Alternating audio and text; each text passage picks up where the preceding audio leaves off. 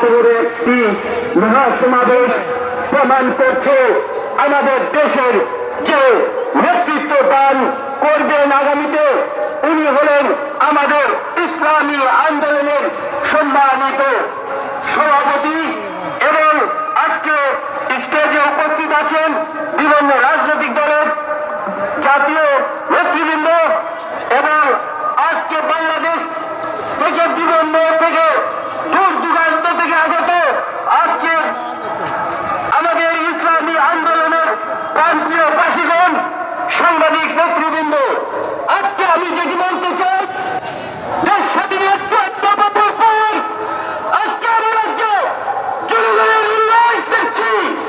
এই উল্লাসকে বলতে চাই এদেশে সংস্কার ছাড়া কোনো নির্বাচন প্রতিষ্ঠিত হবে না, নির্বাচন অনুষ্ঠিত হবে না।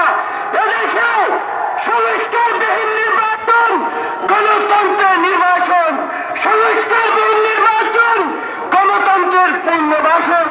এই গণতন্ত্রের যেন পুনর্বাসন না হয় এজন্য আমাদের ইসলামী আন্দোলনের হাতকে শক্তিশালী করে আগামী নেতৃত্বে হাত থেকে নাইকে ভোট দিয়ে এদেশকে দেশ রাষ্ট্র পরিচালনা করার জন্য তাদেরকে সহযোগিতা করবেন এবং এদেশের মানুষের খেদমতের জন্য আমরা ইসলামী আন্দোলনকে শক্তিশালী করবেন।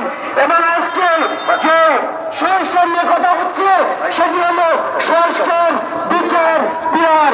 এই বিহার পদ্ধতিতে আমাদের জনগণের যে আশা আকাঙ্ক্ষা এটি প্রতিফলিত হবে। বিহার পদ্ধতি চালু হলে বেশি শক্তিতে কেউ নির্বাচন করতে পারবে না।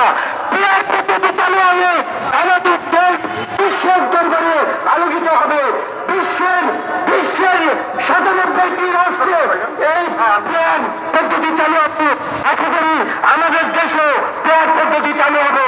তাই আমরা সবাই বলি আসুন আমরা সবাই একত্রিত হয়ে এক পতাকা তলে ইসলামী আন্দোলনের হাত থাকার প্রতীকে আগামীতে ভোট দিয়ে রাষ্ট্র সংস্কারের পথে এগিয়ে নিয়ে যাব। আসসালামু আলাইকুম ওয়া রাহমাতুল্লাহ।